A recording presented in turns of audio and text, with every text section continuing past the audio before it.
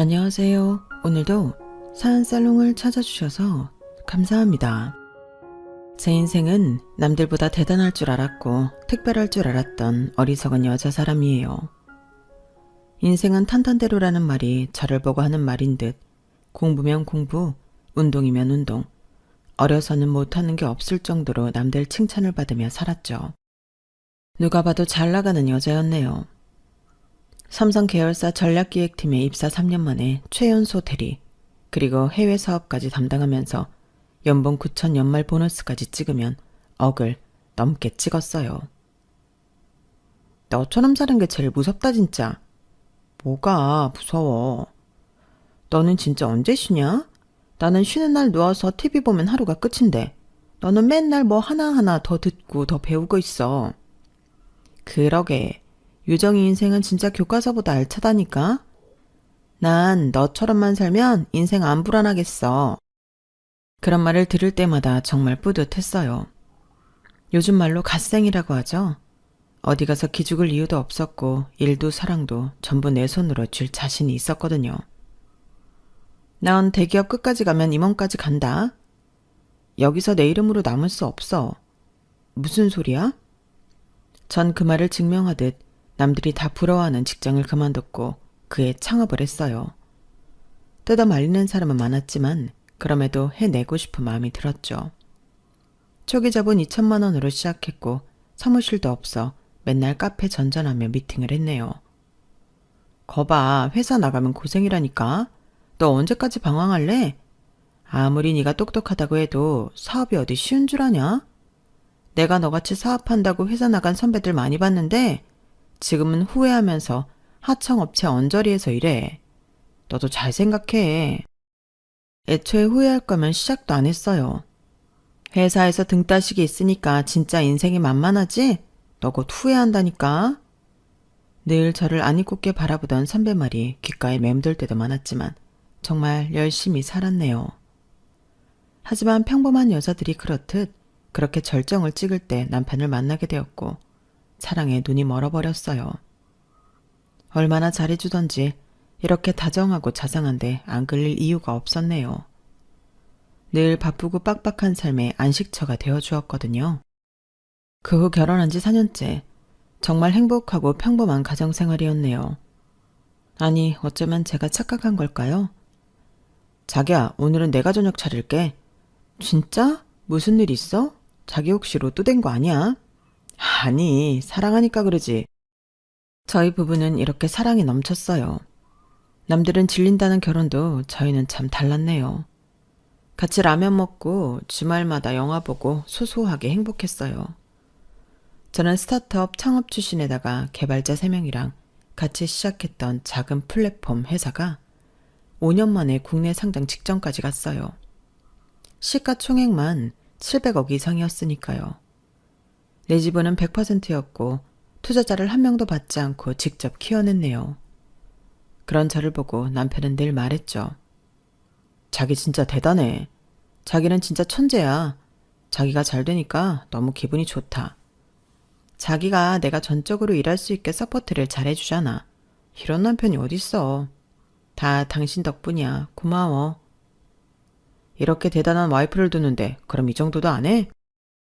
그래도 내가 미안하지. 늘 바쁘다는 핑계로 평일엔 회사에서 살고 어머님 아버님도 잘 못 찾아뵙고. 당신이 그래도 마음만은 우리 부모님 생각하는 거 엄마도 알고 아빠도 아셔. 그렇다면 다행인데 그래도 조금 걱정이 돼서. 아무리 며느리가 바쁘다지만 매일같이 일에 치여 사는데 누가 좋아하겠어. 이런 거 저런 거 생각하면 죄송스러워. 당신은 그런 걱정 전혀 안 해도 된다니까. 엄마 아빠는 오히려 좋아해. 참 다행스럽게도 이렇게 일에 치여 사는 며느리를 이해해주는 시부모님이었어요. 남들은 결혼하고 아이 낳으면 경력 단절에 커리어가 끊긴다고 두려워했지만 든든한 남편의 그리고 시부모님 덕분에 제 커리어는 끊길 새가 없었어요. 물론 결혼 전부터 운영하던 사업체였기에 결혼 전 약속을 받아낸 것도 있었지만요. 난 결혼해도 내일 하는 건 변하지 않을 거야. 그래도 괜찮겠어? 당연하지. 내가 말했잖아. 난 당신처럼 발전하면서 끊임없이 노력하는 여자가 좋다고. 그래서 결혼하고 싶었어. 지금이야 연애 때니까 그렇지만 막상 결혼해서 내가 살림이라든지 시어른들 잘 못 챙기면 자기가 섭섭하지 않을까? 절대 안 그래. 진짜 나만 믿으라니까. 그렇게 말해줘서 고마워. 난 너 없으면 진짜 안 돼. 너랑 있으면 내가 더 나은 사람이 되는 기분이거든. 우리 결혼하자. 내가 잘할게. 너한테 해줄 수 있는 건 없어도 절대 울게 하지는 않을 거야. 나 믿지? 나 한 번 뱉은 말은 꼭 지키는 남자야. 알겠어. 믿어볼게. 남한테 민폐가 되고 싶지 않아 결혼을 고심하던 저에게 남편은 철석같이 약속을 해주었어요. 결혼해도 일은 열심히 하게 내가 서포트 해줄게. 정말이야. 그러니까 너는 결혼하고도 마음껏 일해도 돼. 이 말에 결혼을 결심했고 일사천리로 결혼이 진행되었죠. 그래서 결혼은 4년 동안 남편과는 큰 트러블 없이 결혼 생활을 유지할 수 있었네요. 그 배경에는 남편이 결혼 후 6개월쯤 지나자 슬슬 퇴사 이야기를 꺼내더라고요. 자기야, 나 요즘 너무 지친다. 상사 스트레스에 부하 직원 눈치에 내가 진짜 뭐 때문에 회사 다니는지 모르겠어. 꼴랑 쥐꼬리만한 월급 받으면서 말이야. 자기 많이 힘들어? 근데 직장 생활이라는 게 원래 다 그렇지 뭐. 나도 말이 좋아 대표지 눈치 많이 봐. 회사 다니는 것보다 나도 내 창업이라는 걸 해볼까 하는데 어때? 자기도 창업을 하고 싶었어? 원래 모든 직장인이라면 창업이 꿈이지. 내 회사 차리고 싶은 사람이 많잖아. 자기가 그런 생각 가지고 있는 줄은 꿈에도 몰랐네. 뭐든 해봐. 난 응원할게. 역시 자기는 날 믿어줄 줄 알았다니까. 와이프가 남편을 믿어야지. 당연한 얘기야. 난 당신이 뭐든 잘할 거라고 믿어. 그러니까 기죽지 말고 뭐든 해봐. 솔직히 제가 돈을 잘 벌어서 크게 걱정은 안 했어요. 가볍게 1, 2년은 쉬어도 괜찮다고 생각을 했거든요. 근데 그 1, 2년이 3년이 되고 결국 지금까지 일을 안 하고 있지만요. 그래도 괜찮았어요. 저를 너무 위해주는 사람이 옆에 있는 것만으로도 돈을 떠나서 행복했거든요. 하지만 시간이 지나면서 남편 또한 조금씩 변해갔고 시어머니 또한 변해갔어요. 무조건적인 응원이 아니라 저에게 바라는 것이 있는 느낌이 서서히 들기 시작했거든요. 제가 버는 돈을 남편과 시댁은 좋아했지만 본인들 것이냥 행동했고 머리로는 이건 아니다 싶었지만 혹시라도 불화가 생길까 참았던 적도 많았어요.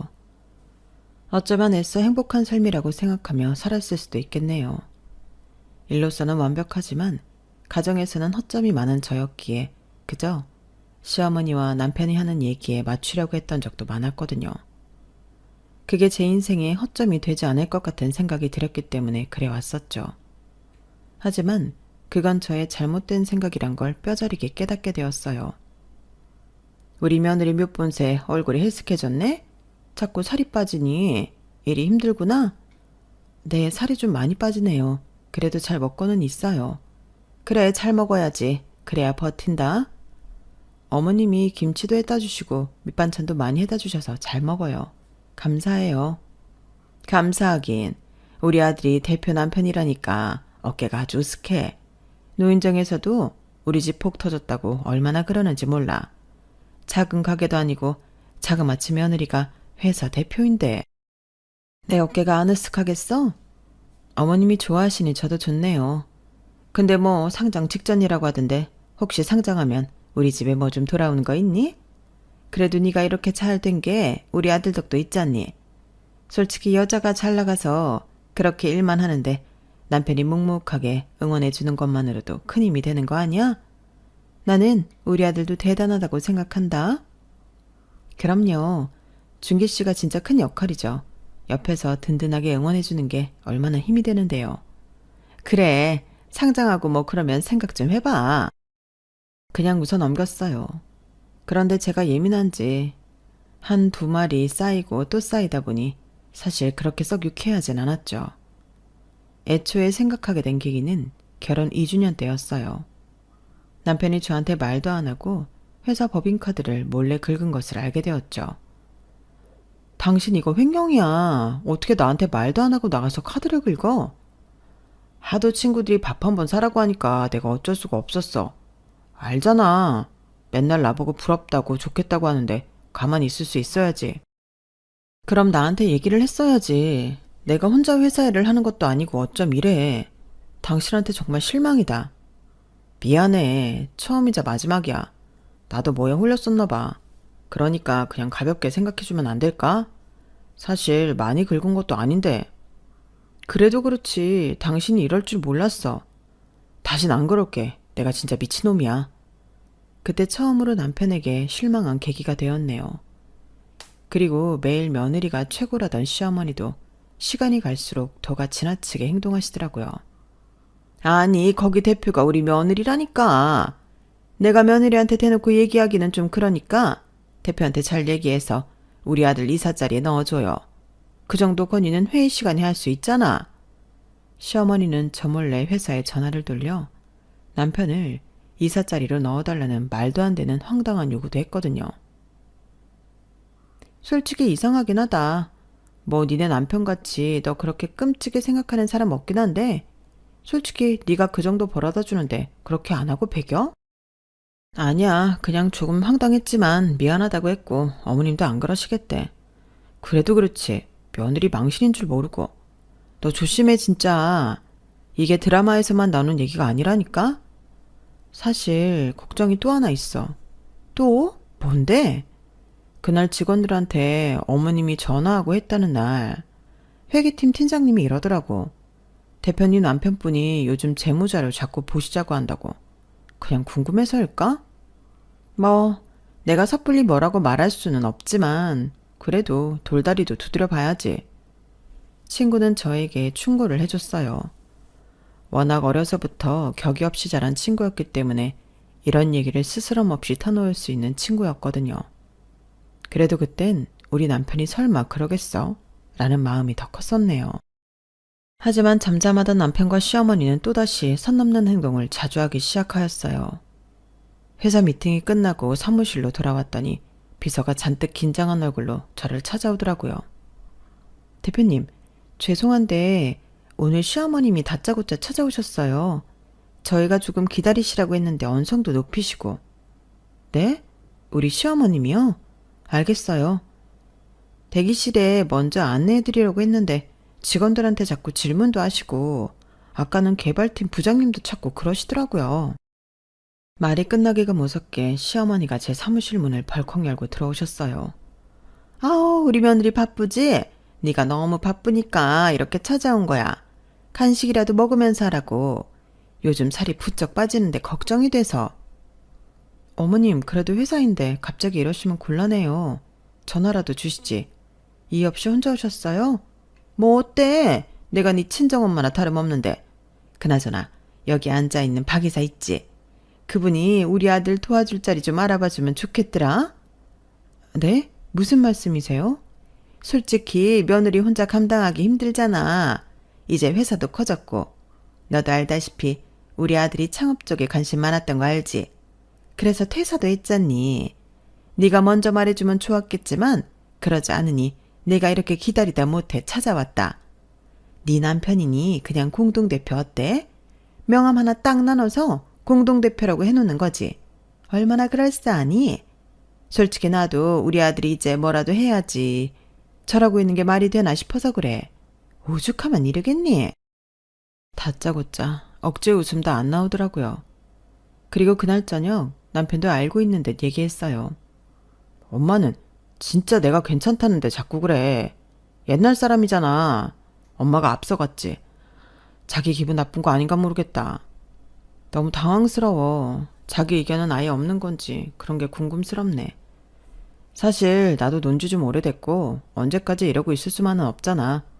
그래도 기술이 있어야 뭐라도 창업하는 건데 내가 신지가 좀 오래돼서 막상 사업 구상을 하려고 해도 생각이 안 나고. 근데 솔직히 회사에서 내가 한 자리 해도 되지 않아?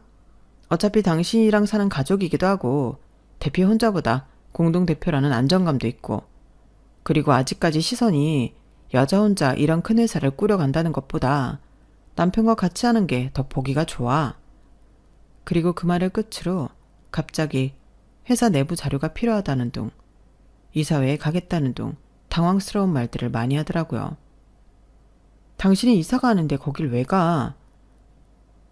당신 남편인데 사람들한테 얼굴도 계속 익혀야지. 다들 사장 부근이면 관심도 있고. 그런 거 아니겠어? 약을 먹은 줄 알았어요.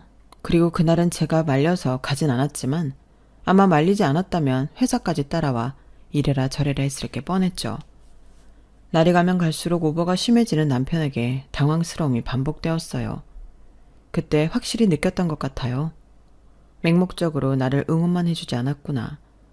남편이 나랑 결혼을 한 이유 중 하나도 내 자산도 어느 정도 한몫했을 거라고 생각이 들더라고요. 엎친 데 덮친 격으로 이런 일이 반복되니 컨디션도 너무 안 좋고 몸이 안 좋더라고요. 대표님, 괜찮으세요? 괜찮아. 빈속이라 그런가 봐요. 요즘 안색이 많이 안 좋으세요. 병원 한번 가보셔야 할 것 같은데 제가 예약해드릴게요. 그래 줄래요? 고마워요. 바쁜 시기에 꼭 몸이 이러네. 별일 아닐 거예요. 어지러워서 현기증에 주저앉아버린 날들도 많았네요. 처음으로 몸이 이상하다는 신호를 느껴 병원에서 검진을 하게 되었어요. 자기 몸 안 좋으면 안 되는데 어쩌냐? 요새 우리 때문에 좀 스트레스 받았나? 아니야, 그냥 일도 그렇고 신경 쓰는 게 한두 가지가 아니잖아. 하긴 그건 그래. 당신이 너무 바쁘긴 하지. 내가 이러니까 자꾸 공동대표 얘기를 하는 거야. 몸이 벌써 탈나잖아. 당신 나 못 믿어? 그래도 운동은 열심히 해서 당신보다 체력이 훨씬 좋다고.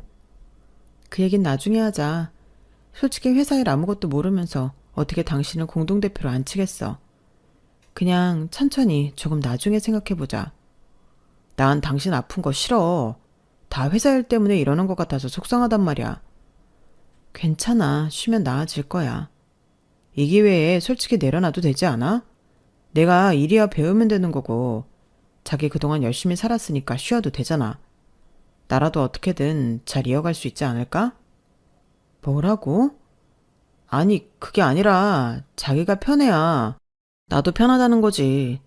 그 자리 유지하려고 버티지 말고 내가 계속 어떻게든 해볼 테니까 잘 생각해봐. 자기 이렇게 아프니까 정말 속상해서 그래. 나 자기 없으면 안 되는 거 알지? 그러니까 조그만 일 욕심 줄여. 난 아파도 회사에서 쓰러질 거야. 걱정하지 마. 남편은 제 몸이 아픈 것이 회사 일이 많아서 그런 거라며 참 많은 걱정을 하더라고요. 그렇게 검진을 받고 그날은 집에서 쉬고 있었는데 생전 안 하던 노트북을 남편이 만지고 있더라고요. 자기야, 뭐해? 그냥 보험 약관 좀 확인하는 중. 갑자기 웬 약관을 확인해? 자기가 아프니까 뭐라도 준비해야지. 솔직히 보험비 매일 빠져나가는데 이런 거 받으려고 보험 내는 거잖아. 그건 그렇지. 하지만 이상하게 화면에는 생명보험 설계서가 여러 개 띄어져 있었고 일부는 상속자, 배우자로 이미 체크되어 있더라고요. 당연한 것이었지만 뭔지 모를 섭섭함과 두려움이 밀려왔어요. 근데 이게 뭐야? 그거 컨설턴트가 보내준 거야. 설계만 그냥 해본 거야. 아직 가입을 안 했어. 하지만 며칠 뒤 우편물이 날라왔고 그것은 내 명의로 된 보험 가입 확인서였어요. 가입자는 나, 그리고 수익자는 남편, 그리고 가입일은 그날이더라고요. 왠지 모를 섭섭함이 있었지만 내심 아무렇지 않은 척했고 아무 일도 일어나지 않을 거라는 생각을 하며 일을 해나갔어요. 컨디션도 슬슬 올라오는 것 같길래 잡생각을 하지 않고 회사 일에 더 매진해야겠다고 생각이 들었거든요. 하지만 그날 회사가 끝이 나고 집에 와 우연히 남편 핸드폰이 제 손에 들리면서 판도라의 상자를 열게 되었네요. 남편 카카오톡에는 저 없는 시댁 가족방이 있었고 그곳에는 형님 그리고 어머님 남편이 있었어요. 이름은 준기 인생 역전 프로젝트였네요. 이참에 회사 이름도 바꾸면 어때? 준기홀딩스 이런 식으로? 그래, 딱 네 거다. 우리 아들이 그런 큰일 하면 딱이지. 솔직히 여자가 그런 일을 어떻게 하니?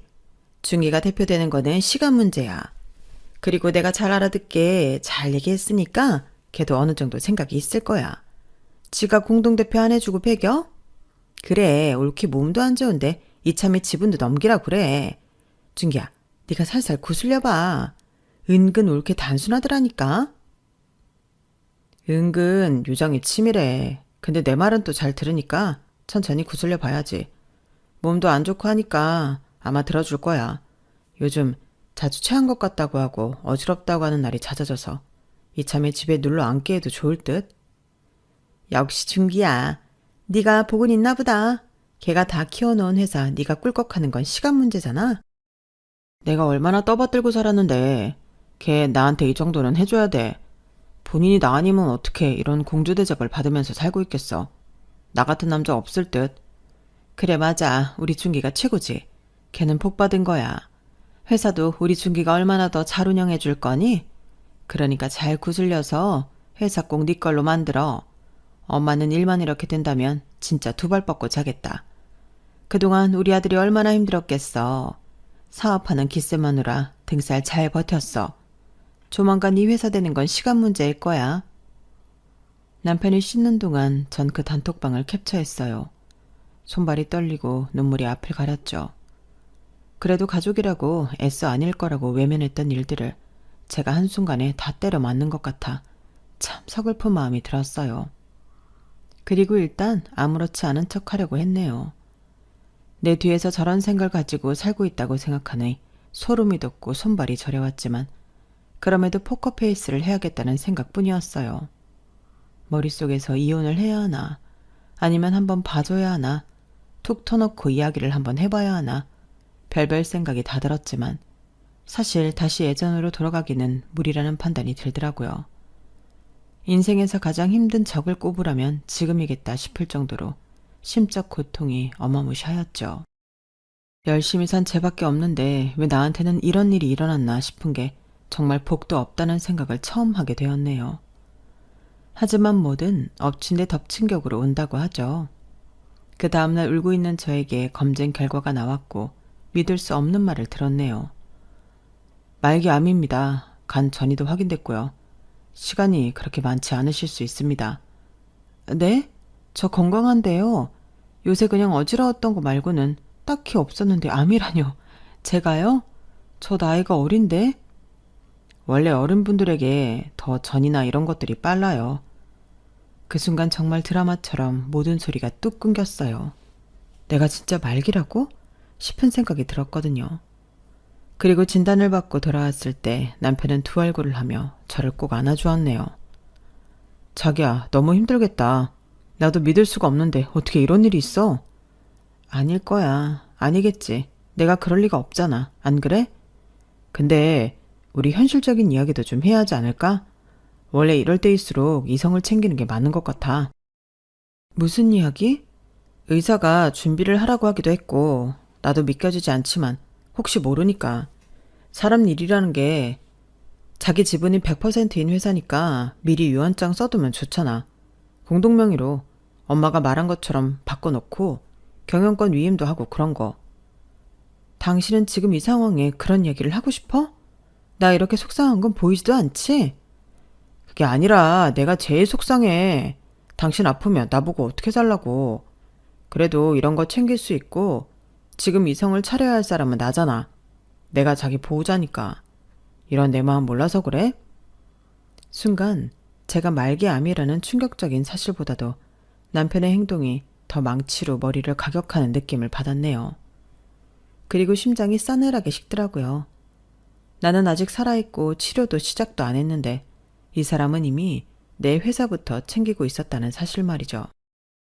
그리고 그날 이후부터 남편은 거의 매일같이 슬그머니 유산 얘기를 꺼냈어요. 자기야, 나 진짜 마음 아파서 이런 말 하기 싫은데 그래도 혹시 모르잖아. 뭐라도 남겨놔야지. 그 회사 지분 내가 갖고 있으면 자기가 없어도 잘 지켜줄 수 있잖아. 안 그래? 잘 지킨다고 자기가? 난 지금 회사고 나발이고 내 몸 어떻게 하나 생각뿐인데 당신이 참 내 회사를 이렇게 위하는지 몰랐네. 병 걸린 사람 앞에 두고 너무한다. 그게 아니라 내가 예전에도 말했듯이 다 자기를 위한 거라니까? 자기 이 회사 차리기까지 얼마나 많은 고생을 했어. 난 자기 위해서 회사에 헌신하려고 하는 건데 이런 내 마음을 왜 몰라줘? 난 당신이랑 입장이 바뀌어도 당신처럼 못할 것 같거든. 왜냐면 당신 몸부터 생각할 거니까. 이런 점이 다르다 우리. 정말 지켜줄 생각이 있는 걸까 싶은 의구심이 들었네요. 죽기만을 기다리는 사람 같은 느낌이 들었거든요. 그리고 남편은 제가 아파서 누워있으면 제 비서를 몰래 불러내요. 회계 정보를 확인했고 따로 연락해서 대표 사망 시 상속 절차까지 알아봤어요. 그 얘기를 들었을 땐 저 역시 실성한 사람처럼 웃음만이 나왔죠. 저에게는 시간이 없었네요. 그리고 새벽에 아파서 끙끙대며 남편을 깨웠던 날이었어요. 자기야, 괜찮아? 잠깐만, 나 전화 한 통만 할게. 아주 중요한 사람이라서. 그 와중에 누구한테 전화를 해야 한다고 하는데 그 전화하는 사람을 보니 장례식장 이사님이라고 적혀 있었어요. 소름이 끼쳤고 이젠 끝이라는 생각까지 하게 되었네요. 너 지금 장례식장 예약하니? 아니, 그냥 혹시 모르잖아. 나 원래 계획적인 사람인 거 알잖아. 병이 병인지라 미리 상담해두면 좋은 거지. 내가 아직 숨쉬고 걷고 말도 하는데 벌써부터 장례식장 상담하고 싶니? 아니, 자기야. 그냥 보험도 그렇고 요즘은 미리 준비하는 게 효율적이래. 너 진짜 인간성 드러난다. 자기야, 오해야. 내가 누구보다 자기 위하고 사랑하는 거 몰라? 당신 친구들이면 친구들, 주변 사람들이면 주변 사람들이 다 알잖아. 내가 얼마나 사랑꾼인지. 왜 말을 그렇게 해? 우리 자기 몸이 안 좋더니 지금 너무 예민해졌구나? 그렇게 생각하지 마. 내가 이해해야지 어쩌겠어. 지금 당신이 온전치 못한 상황이니까 이해할게. 그리고 이참에 얼른 공동명의 집도 그냥 내 앞으로 정리하자. 혹시라도 자기 정신 없을까봐 그래. 너무 아파서 따질 여유도 없었네요. 그리고 비서에게 남편을 조사해달라고 했어요. 대표님 죽은 후에 재산사용 계획서라는 파일까지 있고 회사, 집 주식계좌, 그리고 장례식장 이름까지 정리되어 있더라고요. 어쩔까요? 됐어요. 고마워요. 모든 게 확실해졌어요. 내가 살아있는 걸 가장 아쉬워하는 인간이라는 걸 말이죠. 정말 열렬히 사랑했고 믿었기 때문에 이런 일이 있을 거라는 생각도 못했는데 오히려 지금 알게 된 걸 다행이라고 여겼네요. 대표님, 제가 힘을 드릴 순 없지만 그래도 위로는 해드릴 수 있어요. 언제든 털어놓으세요. 아직 회사에도 대표님 아픈 거 얘기 안 했어요. 고마워요, 김비서. 근데 일단 나 어떻게든 일어날 거라서 걱정 안 해도 돼. 오히려 가족인 남편보다도 저랑 같이 처음을 시작했던 회사 부하인 비서가 절 더 걱정해 주었어요. 회사를 운영하면서도 한 번을 운 적이 없는데 저리 말해주는 비서 앞에서 얼마나 많은 눈물이 나던지 참 주책을 한 바가지 떨었네요. 저였어도 울었을 거예요. 대표님 심정이 어떨지 상상을 감히 못하지만 그래도 지금까지 회사를 운영하면서 힘든 거 다 겪어오신 만큼 분명 이번 힘듦도 지혜롭게 이겨내실 거라 믿어요. 그러니까 조금만 더 힘내주세요. 너무나 고마운 마음들이었어요. 지금껏 나를 믿고 따라와준 것도 고마운데 이렇게 힘들 때 저런 말을 해주는 사람이 옆에 있다는 게 참 감사했네요. 시련이었지만 그래도 진정 나를 생각해주는 사람을 걸을 수 있는 계기도 되었죠. 그리고 첫 탕함을 시작하던 날 병실 문을 열고 친정아빠가 들어오셨어요. 아빠 얼굴을 보는데 정말 이상하게 눈물이 펑펑 쏟아지더라고요. 우리 딸 고생 많았지? 그놈 말이야. 내가 다 알아봤다. 아빠 미안해. 엄마 먼저 돌아가시고 내가 아빠 앞에서 이런 아픈 모습 보이면 안 됐는데 이런 모습 보이게 됐네. 너무 미안해요. 네가 뭐가 미안해. 넌 몸부터 회복할 생각해. 요즘엔 기술이 좋아서 쉽게 안 좋게 되지 않을 거야. 그래도 아빠가 나를 어떻게 키웠는데 내가 이렇게 누워있어. 나 꼭 일어날 거야. 그러니까 아빠 걱정 안 해도 돼. 아빠가 엄마 보내고 얼마나 힘들어했는지 내가 이렇게 잘 아는데 아빠한테 그런 아픔을 또 주겠어? 절대 못 주지. 아빠는 별 말씀하지 않았고 눈물을 훔치시더라고요. 그리고 저에게 봉투 하나를 내밀었고 저는 그 봉투를 보고 눈이 동그래졌죠. 아빠는 아무 말씀 없이 고개를 끄덕이더라고요. 됐어. 이야기하지 마라. 네 마음 다 안다. 넌 네 건강부터 생각해. 그리고 뒤이어 남편이 싱글벙글한 얼굴로 들어오고 저희 아빠를 보니 인사를 하더라고요. 아버님이 여기까지는 어떻게? 제가 유정이 잘 보필하고 있습니다. 아버님도 많이 놀라셨죠? 참, 유정이가 어쩌다 이렇게 됐는지. 그래도 제가 아플 때마다 들쳐업고 맨날 병원 다니고 있어요. 솔직히 결혼까지 했는데 아버님은 남이나 마찬가지잖아요. 제가 신랑이고 가족이지. 원래 여자가 결혼하면 신랑 소관 아니겠습니까? 장인어른은 걱정 마시고 돌아가셔도 될 것 같아요. 제가 무슨 일 생기면 장인어른께 연락드릴게요. 꼭 자네가 뭐든 다 지고 있는 것처럼 얘기하는구만. 아니요, 현실이 그러니까요. 유정이 컨디션도 안 좋은데 그만 돌아가세요. 당신 아빠한테 무슨 말이 그래? 아니, 멀리 오셨잖아. 솔직히 자기 항암해서 컨디션도 별로인데 스트레스 받으면 안 되니까 보호자로서 얘기하는 거야. 아버님, 제 마음 아시죠? 그냥 유정이 생각해서 돌아가 주세요. 단 한 번도 아빠에게 깍듯하게 하지 않았던 적이 없던 남편이었는데 제가 이렇게 되고 나서는 멋대로 행동을 했어요. 아빠는 그 모습을 보고 한숨을 푹 쉬시더니 똑같이 흰 봉투를 하나 건네셨죠. 그리고 남편은 돈이라도 들은 양 놀라더라고요. 이게 뭡니까? 네가 그렇게 원하는 회사, 그 회사 내 거다. 그러니까 그 연기 좀 작작해. 네? 무슨 소리세요?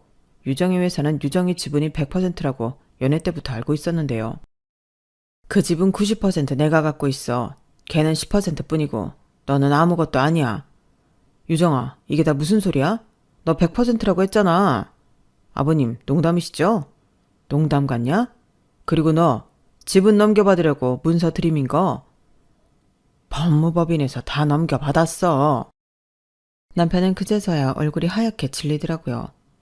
혹시 몰라서 네 명의로 넘어간 거 하나라도 있는지 다 검사해봤어. 다행히 아직 없더라. 넌 한 푼도 못 가져갈 줄 알아, 이 새끼야. 아버님, 그래도 이건 아니잖아요. 여러만 할 것 없다. 거기 적힌 그대로야. 아버님이 회사 지분을 이렇게 가지고 계셨으면 미리 저한테 얘기를 하셨어야죠. 그리고 전 진짜 유정이 걱정돼서 그런 건데. 걱정이 돼서 유산을 정리하자고 해? 네가 그런 말 할 자격이 있나? 유정이 뒷바라지한 건 접니다. 저렇게 회사가 클 수 있었던 것도 제 덕분이라고요. 솔직히 장인어른한테 이런 지분이 있었으면 저 안 이랬을 거예요. 돈만 아는 버러지 같은 놈 당장 꺼져. 네 인생 종쳤으니까. 사실 아빠가 남편이 오기 전 저에게 건네준 봉투는 주주명부 원본과 5년 전 공증 문서가 있었어요. 아빠, 이게 뭐야? 열어봐라. 네가 아무리 똑소리 나도 나한테는 아직 아가였어. 내가 네 걱정이 그렇게 되는데 어찌 가만히 있을 수 있었겠어. 아빠가 건넨 종이에는 회사 설립 당시 내 지분 10%, 나머지 90%는 전부 친정 아버지 명의로 되어 있었어요. 이걸 어떻게... 처음부터 네가 위험할까봐 네 이름으로 세웠지만 지분은 다 내가 들고 있었어. 네가 필요할 때 그때 넘기려고. 그럼 지금도 실제로 회사 주인은 아빠인 거야? 와, 아빠 몇 수를 내다본 거야. 그래, 그래서 그 자식 지분 한 주도 못 가져간다. 이제 걔가 피눈물 흘릴 차례야. 아빠, 어떻게 이런 일을 예견했던 거야? 아빠의 철두철미한 계획 덕분에 남편은 그대로 나락행으로 떨어지고 말았죠. 잠깐만요. 제가 이 가정을 위해 얼마나 희생했는데요. 그게 가정을 지키기 위한 사람이야? 그럼 그동안 네가 준비한 유언장, 회사 팔아서 정리하려고 했던 문서, 그건 뭔데? 아버님, 진짜 제 말 한 번만 들어보세요. 유정아, 뭐하고 있어? 네가 내 변호를 해줘야지. 내가 네 남편이고 4년 동안 내가 널 얼마나 떠받들고 살았는지 알잖아. 그거 가식이었잖아. 내가 너에 대해 하나도 조사 안 해봤을 것 같아? 유정아, 날 진짜 그렇게 생각했던 거야? 나는 진짜 혹시 그때 정신 없을까봐 그랬던 거라니까? 그럼 이건 어떻게 증명할래? 네 엄마, 네 누나, 그리고 너랑 나눈 카톡 대화들, 이거 뭐냐고. 그동안 나 바보인 줄 알았지. 남편은 제가 보여준 카톡 캡처본을 보고 그대로 쓰러지고 말았어요. 그리고 그 소리를 들은 시어머니가 병원으로 찾아왔더라고요. 그래 뭐 우리 춘기가 조금 실수했다고 쳐. 그래도 네 남편이잖니? 어머니, 이거 보이세요? 이혼신고서예요. 내가 죽기를 바라고 바란 남편한테 더 줄 것도 받을 것도 없어요. 뭐? 너 지금 다 죽어가는 마당에 이혼이라도 하겠다는 거야? 이혼뿐만 아니라요. 저희 가족회사에 어머님 가족 이름 들어올 일 없어요. 주주 명단에도 없고 상속 대상에도 안 들어가더라고요. 시어머니는 입술이 바르르 떨리더니 목소리가 확 올라갔어요. 너 감히 우릴 뭘로 보고? 있는 그대로 보고 있어요. 그래도 한때 부인이었는데 보험 넣고 장례식장 예약하고 참 진짜 제가 괜한 발등을 찍었죠? 준기 씨 그래도 믿었는데 괜한 인간을 믿었네요. 시어머니는 제가 내민 이혼장을 보더니 어쩔 줄 몰라 하였어요. 그리고 그 다음 날엔 그 인간이 찾아왔죠. 다신 보지 말자니까 왜 왔니? 자기야, 아니 여보, 5분만 얘기하자. 장인어른이 계속해서 너를 못 만나게 해서 이렇게 찾아올 수밖에 없었어. 너 접근 금지 신청할 거야. 다신 오지 마. 그러자 제 팔목을 붙잡고 무릎을 꿇었어요. 미안해, 내가 미쳤었어. 당신 없이 내가 아무것도 아닌데 진짜 너무 몰랐다. 내가 진짜 쪽팔려서 그랬어. 남자가 뭐라도 하나 해야 할 것 같은 마음 때문에. 진짜야, 내가 잘못했어. 내가 어떻게든 다시 잘해볼게. 어? 병원도 같이 다니고 너도 내가 옆에 있는 게 낫잖아. 네가 옆에 있으면 병세가 더 악화돼. 제발 기회 한 번만 줘. 당신 이렇게 아픈데 혹시 모를 마지막이 이런 모습으로 기억되게 하고 싶지 않아서 그래. 우리 예전에 좋았던 거 기억나지? 삼겹살에 소주 마시고 치킨 먹던 그때 말이야. 그거 다시 하면 안 돼? 진짜 착한 얼굴을 하고 저렇게 얘기하는데 토악질이 나더라고요. 기억나지? 참, 그땐 몰랐는데. 너 그때 내 통장 들여다보면서 이렇게 돈 잘 버는 여자 처음이야 라고 하면서 막 감탄했잖아. 근데 내가 암 걸리니까 바로 보험부터 계산했지? 아니야, 진짜 오해야. 나도 무서워서 그런 거야. 혹시라도 너 없으면 어떻게 하나 싶어서. 그래서 준비한 거야. 그게 진심이었어, 내 방식대로. 당신 방식대로. 난 죽고 넌 챙기고. 제 말이 끝나자마자 남편은 울더라고요. 더럽게 눈물 콧물 다 쏟으며 말이죠. 살려줘. 나 진짜 너 없으면 죽어. 진심이야. 내 옆에만 있어줘. 내가 진짜 네가 하라는 거 다 할게. 진짜 추악하다는 생각이 들더라고요. 죽을 거면 알아서 죽고 살고 싶으면 내 앞에 다시는 나타나지 마. 내가 이제 시키는 건 뭐든지 할게. 시킬 게 없어. 당신같이 간신배한테 뭘 시키겠어. 그냥 내 앞에서 사라지면 그만이야. 그리고 법으로 해결할 건데 뭘 그렇게 울고불고 난리야. 당신이 한 일 그냥 법으로 심판받아. 우리 좋았던 기억마저 이렇게 날리는 거 아니지? 좋았던 기억이라 이제 생각해보니 없는 것 같네. 처음부터 지금까지 다 계산된 거잖아. 안 그래? 잘 살아. 그냥 내가 없었을 때처럼. 나도 너 없이 잘 살 테니까. 그리고 전 이혼 소송 중인 남편을 접근 금지 신청을 하였어요. 제가 남편을 완전히 차단하자 전화 한 통이 오더라고요. 며느리, 나야, 엄마. 엄마요? 이젠 어머님도 아니고 엄마라고 하시는 시어머니였어요. 무슨 일이시죠? 그게 준기가 좀 힘들어해서 요 며칠 먹지도 못하고 그래서 연락했어. 병원 데려가세요. 저도 암 환자인데 병원에 있으니 괜찮네요. 그러자 본심을 꺼내시더라고요. 니네 이혼한다고 했지. 근데 그 위자료나 재산 분할은 좀 생각을 해봐야지. 어디 그 많은 돈을 네가 다 가져가니. 그래도 부부였는데 네가 회사 생활할 동안 네 남편이 얼마나 응원해줬어. 자기 일도 다 그만두고. 어? 저한테 빨대 꼽으려고 그만둔 거잖아요. 그동안 잘 산 거 아니었어요? 너 왜 그렇게 막말하니? 그동안 우리가 널 얼마나 아껴줬는데. 너 없을 때 준기가 얼마나 울었는 줄 알아? 저 없을 때요? 아, 보험금 계산하면서 온 건가요? 너 진짜 뭘 믿고 이렇게 나와?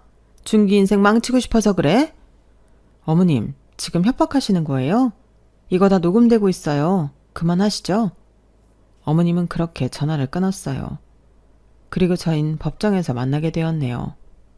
변호사가 증거 자료를 하나하나 꺼내는데 남편 눈동자가 떨리고 시어머니도 표정 관리를 못하더라고요.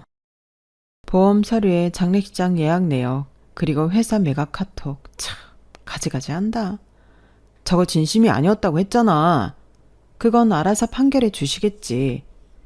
네가 내 진심을 모르면 누가 알아? 안 그래? 내가 이렇게 빌잖아. 그리고 이 정도로 사과했으면 조금 물러설 때도 됐잖아. 너 몸도 안 좋은데 이거 너 병만 더 악화시키는 거야. 이대로 너 발 뻗게 하면 내 병이 더 악화돼. 벌 받은 놈은 받아야지. 나 물러보지 마. 넌 내가 아직 얼마나 독한지 모르는구나. 재판장님도 한숨을 쉬면서 말하더라고요. 이건 단순한 부부 갈등의 수준을 넘어섰습니다. 피고 측은 명백한 살해 의도에 가까운 재산 탐욕이 있었고 정치적 피해 또한 역시 상당합니다. 그리고 이 말을 끝으로 선고가 났어요. 원고의 이혼 청구 인용과 함께 위자료 2억, 그리고 정신적 손해배상 5천만 원, 재산 분할 없음이라고 말이에요. 남편과 시어머니는 통곡을 하더라고요. 이 나쁜 것, 네가 우리 인생 다 망쳤어. 진짜 네가 어떻게 이래? 제가 뭘요. 어머님이랑 어머님 아들은 당해도 싸요. 아니, 이제 어머님도 아니지? 대체 어떻게 이런 싸가지 없는 게 나왔어? 어머님은 어디서 그런 못된 입버릇 배우셨어요? 말끝마다 사람을 찌르고 비난하고 남의 인생을 지 발밑 취급하잖아요. 그게 인격이에요? 너 지금 우리 준기랑 끝났다고 나한테 막말하는 거야? 어른이면 어른답게 행동하세요. 그래, 다 떠나서 내가 우리 아들 위해서 그런 거다. 그러니까 난 고사하고 우리 아들은 좀 봐줘. 이건 아니잖니? 제가 왜 봐드려야 하죠? 그럼 날 그렇게 만들지 말아야지. 내 돈 보고 날 이용만 하려고 했던 당신들과 다신 엮일 일 없으니까 그렇게 아세요. 내가 이렇게 비는데 그럴래? 내 아들은 아무 잘못 없다고. 잘못이 없다고? 당신 아들이 나를 배신했는데 잘못이 없다니. 참. 그리고 어머님도 제 돈 때문에 며느리 취급한 거잖아요.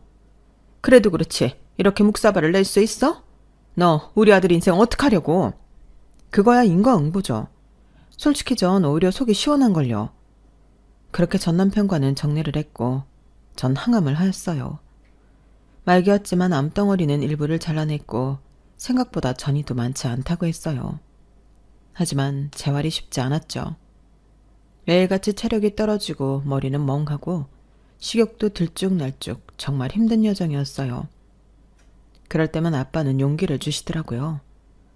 넌 맨손으로 회사까지 만들어냈잖아. 이런 병 하나 못 이기겠어? 우리 딸 할 수 있다. 아빠 고마워요. 얼마나 든든한지 몰라. 천천히 걷고 먹고 웃는 연습도 하고 그러다 보니 사라지더라고요. 완치는 아니지만 지금까지 살아있어요. 벌써 그 후 6번의 봄을 맞이했거든요. 회사는 좀 더 전문적인 경영인에게 맡기게 되었고 오로지 건강만을 신경 썼죠. 그래, 너 이제 좀 쉬어도 돼. 누구보다 치열하게 살았잖아. 솔직히 너처럼 열심히 사는 사람도 없을 거다. 그렇게 말해주니 고맙네. 우리가 너 얼마나 대단하다고 했어. 이제 건강 좀 챙기면서 일해. 이제 너만 챙겨. 주변 사람들은 저를 많이도 생각해 주더라고요. 건강을 차츰 회복할 때쯤 낯선 번호로 연락 한 통도 왔어요. 몸은 괜찮아? 너 건강 때문에 연락했어. 많이 아팠잖아. 지금은 괜찮은 건지. 소름 돋는다. 번호도 바꿨는데 어떻게 연락했대? 한 번만 만나주라. 나 엄마네 집 팔아서 당신한테 위자료 주고 진짜 한 푼도 없어. 너도 걱정되고 그러니까 딱 한 번만 만나자. 네 팔자 네가 꼰 거야. 진짜 잘못했어. 그땐 몰랐어. 그냥 당연히 우린 부부니까 네 회사가 내 회사라고 생각했던 것 같아. 부부끼리도 지켜야 할 선이 있는 건데 진짜 몰랐어. 그러니까 벌 달게 받으라고. 다시 시작하자. 보험, 수익 이런 거 다 필요 없고 그냥 너 보필하게만 해줘. 넌 내 옆에 있을 자격도 없어. 내가 죽기를 바랬다면서 지금 와서 이 눈물쇼는 뭐야? 그리고 네 엄마한테 전해. 아들 능력 없는 거 왜 며느리 거 탐내냐 하는 거 말이야. 하긴 이제는 그럴 정신도 없겠다. 집도 절도 없이 이제 뭘 할 수 있겠니? 남편은 그 뒤 말이 없었어요. 그리고 그것이 마지막이었죠. 들리는 소문엔 파산을 하고 절에 들어갔다는 소문도 있고 원양어선을 탔다는 소문도 있지만 알아보지 않았네요. 그리고 전 아직도 기적이 있기를 소망하며 좋은 생각만 가지고 살아요. 이제 돈보다도 건강이 우선이라는 걸 제일 많이 느껴왔던지라 지금 이렇게 숨을 쉴 수 있다는 것만으로도 행복하거든요. 아마 이런 일이 저에게 없었으면 몰랐던 행복이겠죠. 늘 성공만 바라던 삶이었는데 이렇게 작은 것에 행복을 느낄 줄 알게 되니 참 좋네요. 앞으로의 시간이 얼마나 남았을지 모르겠지만 지금 제 사람들을 위해 건강해지려 노력하려고요. 이 글을 들어주시는 분들도 저에게 긍정의 기운 한번 주시면 감사할 것 같아요. 우리 모두 건강하게 오래 살자고요. 제 글을 들어주셔서 감사드리고 오늘 좋은 하루 보내시길 바랄게요. 여러분, 사연 댓글에 응원과 현명한 조언 부탁드려요. 좋아요와 구독은 저에게 큰 힘이 됩니다. 오늘도 좋은 일 가득하세요.